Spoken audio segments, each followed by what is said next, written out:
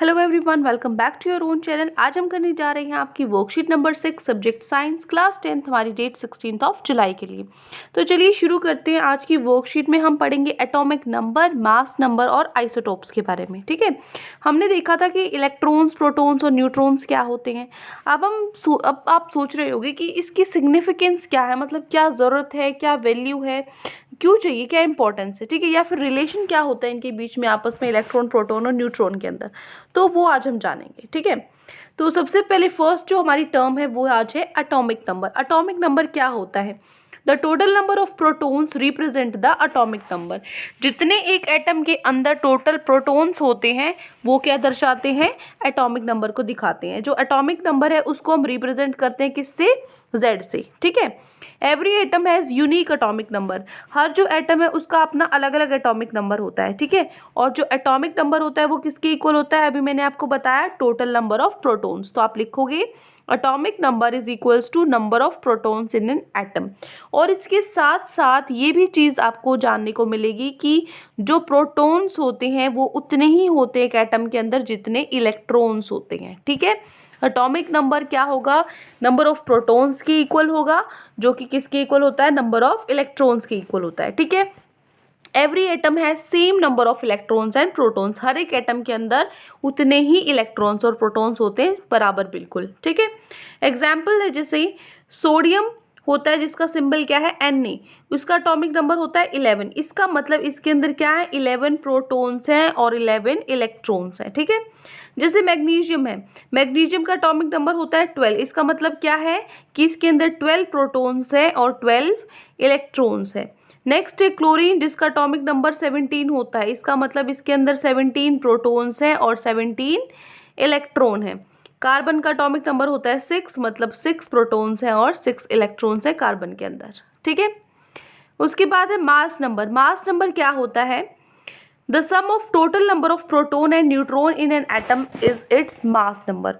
जो एक अभी मैंने बताया जो टोटल नंबर ऑफ प्रोटॉन्स है या फिर इलेक्ट्रॉन्स है वो तो किसके बराबर होते हैं? एटॉमिक नंबर के बराबर होते हैं। लेकिन अगर हम सम कर दें किस किस का?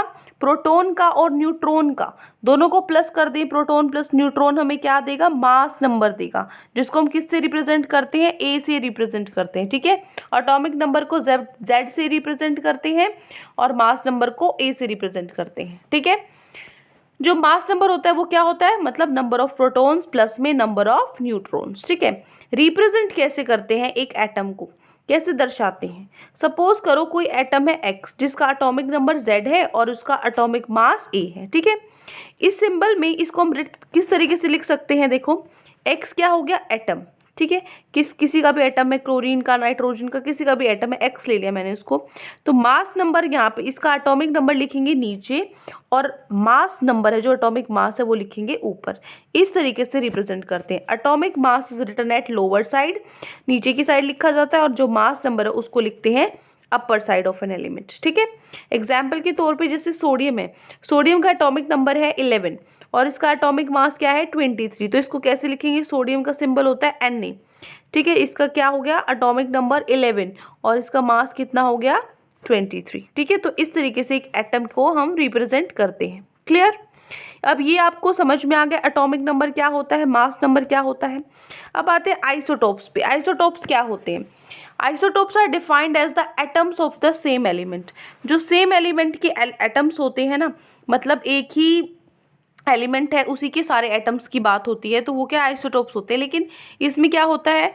एटॉमिक नंबर तो सेम होता है लेकिन जो मास होता है वो डिफरेंट होता है। ऐसे याद कर सकते हो आप आइसोटोप्स। अभी देखो आइसोटोप्स है यहाँ पर, तो अभी मैंने बताया था कि जैसे फॉर एग्जांपल एटम को मैं ऐसे रिप्रेजेंट करती हूँ ZA। ठीक है, ऐसे रिप्रेजेंट करते हैं। आइसोटोप्स, टॉप क्या है? टॉप में क्या है? टॉप में तो मास नंबर है, तो मास नंबर डिफरेंट होगा। ठीक है ना, जो टॉप में है वो डिफरेंट होगा। टॉप में क्या है? ए है, मास नंबर। इस तरीके से याद कर सकते हो। Isotopes are defined as the atoms of the same element having same atomic number. Atomic number same होता है लेकिन मास नंबर अलग होता है। एग्जाम्पल है जैसे हाइड्रोजन है, हाइड्रोजन के 3 आइसोटोप्स होते हैं। कौन से? प्रोटियम, ड्यूटेरियम या और ट्राइटियम। प्रोटियम में क्या होता है, 1 होता है एटॉमिक मास और एटॉमिक नंबर। ड्यूटेरियम में क्या होता है, मास नंबर 2 होता है, एटॉमिक नंबर सेम है सब में, इसका भी 1 है, इसका भी 1 है, बस मास नंबर अलग है। ऊपर इसका 1 है प्रोटियम का, ड्यूटेरियम का 2 है, ट्राइटियम का 3 है। ठीक है, इसी तरीके से क्लोरीन के भी 2 आइसोटोप्स होते हैं। नीचे मास नंबर तो सेम है 17, लेकिन ऊपर mass number sorry atomic number तो नीचे सेम है क्या हमारा 17, ऊपर मास नंबर अलग है। यहाँ पे इसका 35 है, इसका 37 है। तो ये होते हैं आइसोटोप्स, ठीक है ना। जैसे कार्बन के भी 2 आइसोटोप्स होते हैं, C6H सॉरी सी जो 6 हो गया क्या हमारा एटॉमिक नंबर, और 12 क्या हो गया हमारा मास नंबर। ठीक है, और यहाँ पे भी क्या हो गया 6 आपका एटॉमिक नंबर और 14 क्या है हमारा मास नंबर। तो यहाँ पे जो एटॉमिक नंबर है वो सेम है और मास नंबर हमारा अलग अलग है। तो ये क्या है, आइसोटोप्स हैं। आइसोटोप्स का काम क्या है, ये अलग अलग होते हैं, क्या कहाँ पर ये यूज़ होते हैं। तो देखो जो एक आइसोटोप होता है, आइसोटोप यूरेनियम का जो है उसको हम यूज़ करते हैं as a fuel in nuclear reactors. जो न्यूक्लियर रिएक्टर्स होते हैं उसमें एज अ फ्यूल की तरह हम काम करते हैं, यूरेनियम को काम में लेते हैं। ठीक है, एन आइसोटोप ऑफ कोबाल्ट, जो कोबाल्ट का आइसोटोप है उसको हम यूज़ करते हैं in the treatment of cancer. Cancer का जो ट्रीटमेंट है, कैंसर का जो इलाज होता है उसके लिए हम कोबाल्ट को यूज़ करते हैं। थर्ड है N isotope of iodine is used in the treatment of goitre. जो आइसोटोप है आयोडीन का उसको हम यूज़ करते हैं गोइटर का ट्रीटमेंट करने के लिए। गोइटर मतलब गले के नीचे बहुत बड़ा सा ऐसे सूज जाता है आयोडीन की कमी से, तो उसकी जो आयोडीन का आइसोटोप है उसको हम यूज़ करते हैं उसको ट्रीट करने के लिए। ठीक है, तो ये हो गए यूजेस।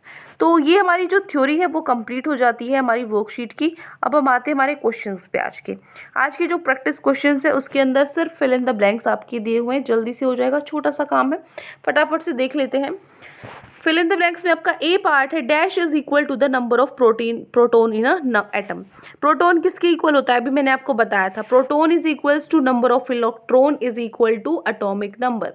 जितना एटॉमिक नंबर होता है उतने ही प्रोटोन और उतने ही इलेक्ट्रॉन होते हैं एक एटम के अंदर। ठीक है, हो गया फर्स्ट। सेकंड है dash is equal to sum of number of proton and neutron.